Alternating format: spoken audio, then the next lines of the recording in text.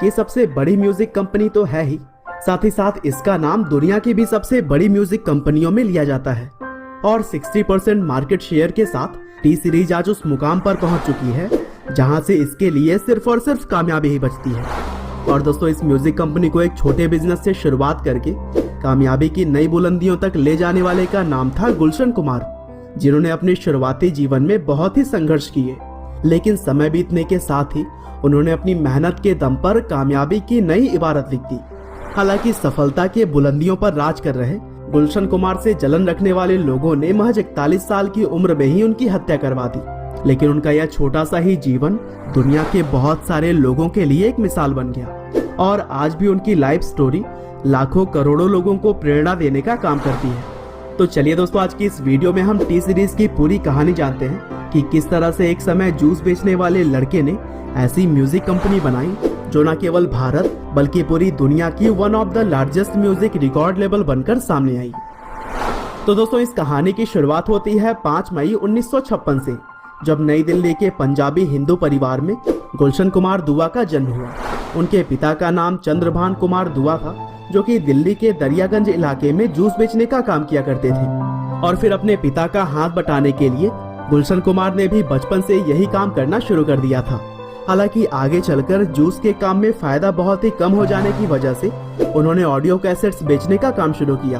और उस time audio cassettes market में नया आने की वजह से उनका यह बिजनेस बहुत ही जल्द चलने लगा। और फिर कुछ पैसे इकट्ठे हो जाने के बाद से उन्होंने नोएडा में भी अपना काम बढ़ाया और सुपर कैसेट्स इंडस्ट्रीज नाम से एक म्यूजिक कंपनी की शुरुआत कर दी। और फिर कुछ समय के बाद से उन्हें यह एहसास हुआ कि अगर बॉलीवुड इंडस्ट्री से जुड़े हुए कोई भी बड़े काम करने हैं तो उसके लिए उन्हें मुंबई शिफ्ट होना ही पड़ेगा। और फिर इसी सोच के साथ गुलशन कुमार मुंबई चले गए, जहां पर उन्होंने संगीत को और भी अच्छे से समझा और अपने बिजनेस को भी बढ़ाना शुरू कर दिया। और फिर आगे चलकर 1983 में उन्होंने अपनी म्यूजिक कंपनी का नाम बदलकर टी सीरीज कर दिया।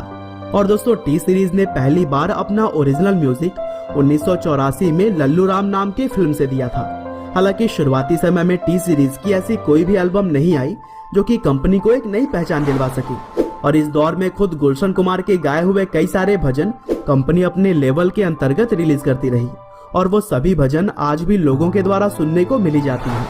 हालांकि आगे भी अपने प्रयासों को गुलशन कुमार ने जारी रखा और फिर पहली बार 1990 में आशिकी फिल्म के गानों से कंपनी को नई पहचान मिल सकी और इस एल्बम की लगभग 20 मिलियन कॉपीज बेची गई, जो कि आज भी सबसे ज्यादा बेचे जाने वाले एल्बम्स में से एक है। और फिर यहीं से टी सीरीज को जो सफलता मिलनी शुरू हुई वह आगे कभी भी नहीं रुकी और 1997 आते टी सीरीज बॉलीवुड की सबसे बड़ी म्यूजिक लेबल के तौर पर सामने आई और यहीं से हर एक दिन गुलशन कुमार कामयाबी की एक नई गाथा लिख रहे थे। लेकिन उनकी इतनी तेजी से तरक्की को देखते हुए उनके बहुत सारे कॉम्पिटिटर्स जलन की भावना रखने लगे थे और इसी के चलते जब वह सिर्फ 41 साल के थे तब उनकी हत्या करवा दी गई। और फिर छानबीन में यह पाया गया कि इस हत्या में डी कंपनी का हाथ था। और जब उनकी हत्या हुई थी तब सुदेश कुमारी यानी कि उनकी वाइफ से उन्हें एक लड़का और 2 लड़कियां थीं, जिनमें लड़के का नाम भूषण कुमार और लड़कियों का नाम तुलसी और खुशहाली है। और फिर गुलशन कुमार की मृत्यु के बाद से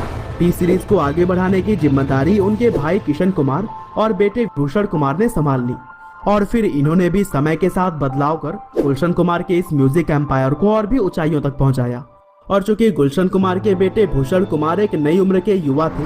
इसीलिए उन्होंने अपनी समझ से टेक्नोलॉजी के इस्तेमाल पर जोर दिया और यही वजह है कि आज भी टी सीरीज देश का नंबर 1 म्यूजिक रिकॉर्ड लेबल है। और दोस्तों, 13 मार्च 2006 को टी सीरीज का यूट्यूब पर भी चैनल बनाया गया, जो कि आज पूरी दुनिया में यूट्यूब का दूसरा सबसे बड़ा चैनल है। हालांकि चैनल बनाने के 4 साल के बाद से यानी कि 2010 में टी सीरीज ने अपना पहला वीडियो अपलोड किया था और इस चैनल पर फिलहाल 65 मिलियन से भी ज्यादा सब्सक्राइबर्स हो चुके हैं, जो कि शायद आपके वीडियो देखते समय और भी बढ़ चुके होंगे, क्योंकि हर दिन इस चैनल के साथ 1,50,000 नए सब्सक्राइबर जुड़ते हैं। और इस कंपनी ने जनवरी 2018 से जुलाई 2018 के बीच सिर्फ अपने यूट्यूब चैनल से ही करीब $100 मिलियन की कमाई की थी। हालांकि दोस्तों, अंत में बस मैं यही कहना चाहता हूँ कि टी सीरीज कंपनी हर उन युवा के लिए एक मोटिवेशन है जो कि फिलहाल अपनी लाइफ में स्ट्रगल कर रहे हैं, क्योंकि गुलशन कुमार अगर जूस बेचने से लेकर सबसे बड़ी म्यूजिक कंपनी खड़ा कर सकते हैं तो आप क्यों नहीं।